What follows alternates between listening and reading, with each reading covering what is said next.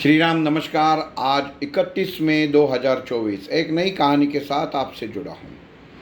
राजा विक्रमादित्य उसने एक दिन ऐलान किया कि कल जैसे ही महल का मुख्य दरवाज़ा खोलेंगे, नगरवासियों में कोई भी आके जो चीज़ को छुएगा वो उसकी हो जाएगी। बस पूरे नगर में ये ढिंढोरा पीट जाता है। सब लोग सपने देखना शुरू कर देता है कि कल मैं जाऊंगा और जो महल है उसमें से ये चीज़ लेके आऊँगा, वो चीज़ लेके आऊँगा। जिन्होंने जिन्होंने महल में पहले आके गए हैं, उनके सपनों में वो चीज़ें बसी हुई रहती है, वो उसके सपना ख्वाब देखना शुरू कर देते हैं।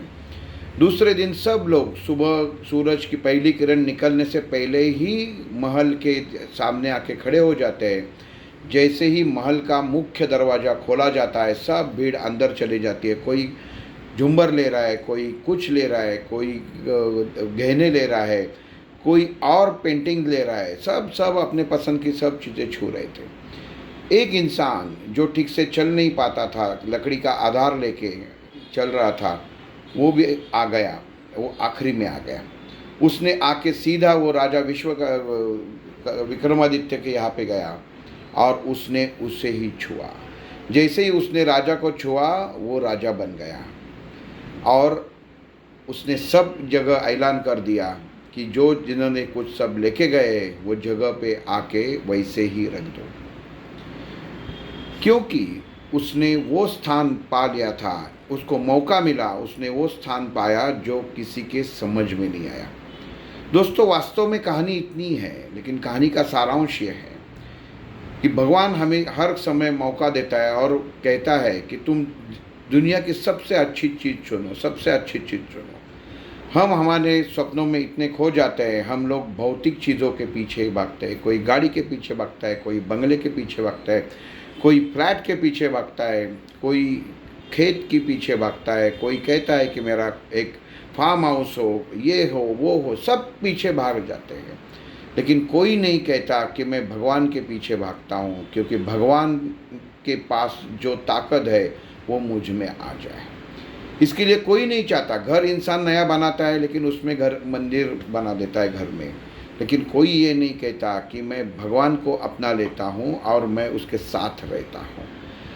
ये हमेशा याद रखने चाहिए कि हम लोग, भगवान हर समय हम लोगों को मौका देता है, लेकिन हम लोग क्या मांगते हैं, हमारी ज़रूरत क्या है, ये इंसान भूल जाता है। दोस्तों, दुनिया में जो चीज़ बनी हुई है उसका ख़त्म होना, उसका समाप्त होना, वो एक दिन वो नाश होना निश्चित है। लेकिन हर इंसान अगर भगवान के प्रति श्रद्धा रखता है, भगवान को खुद को समर्पित करता है, तो उसको बाकी खुशी मिलने में कोई दिक्कत नहीं आती। लेकिन हम एक चीज़ के पीछे भागते हैं, लेकिन जो विधाता है अगर वही अपनाएगा, आप उसको अपनाएंगे, तो बाकी चीज़ अपने आप आपके पास आ जाएगी। कभी हम लोगों ने सोचा है कि हम लोग मोबाइल के पीछे भागते हैं, घड़ी के पीछे भागते हैं, बंगले के पीछे भागते हैं, कार के पीछे भागते हैं। किसी ने कोई मंदिर में सुना है आपने कि कभी भगवान विष्णु का मूर्ति है, भगवान राम की मूर्ति है, उसको मैंने एप्पल 15 का मोबाइल एक हाथ में दे दिया। किसी के नाम पे, भगवान के नाम की गाड़ी रजिस्टर कर दी। किसी ने एप्पल वॉच किसी भगवान के मूर्त को पहना गया। कभी नहीं होता, क्योंकि भगवान को उस चीज़ की ज़रूरत नहीं है जो नाशवंत है, जो मोह में डालती है। तो हमेशा याद रखिए, पहले भी मोबाइल नहीं थे, कुछ अड़ता नहीं था, किसी का कुछ बिगड़ता नहीं था, और आज उसी की वजह से इंसान अस्वस्थ होने लगा है, बीमारियां फैलने लगी है। वो केवल और केवल उसका मन शांत न होने की वजह से। कोई इंसान कीर्तन में जाए तो कीर्तन चलते चलते अगर उसके जेब में का मोबाइल बच जाता है, तो पल भर में वो कीर्तन से ध्यान हट के उसका वो मोबाइल में आ जाता है और वो खुद को भगवान से दूर लेके जाता है। तो हमेशा याद रखिए, ऐसी चीज़ों के पीछे कभी मत भागिए जो निष्क्रिय होती जाती है।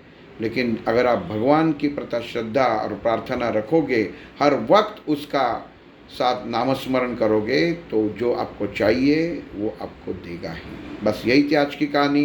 आपका सबका दिन शुभ हो। कल एक नई कहानी के साथ मिलेंगे। जय श्री राम।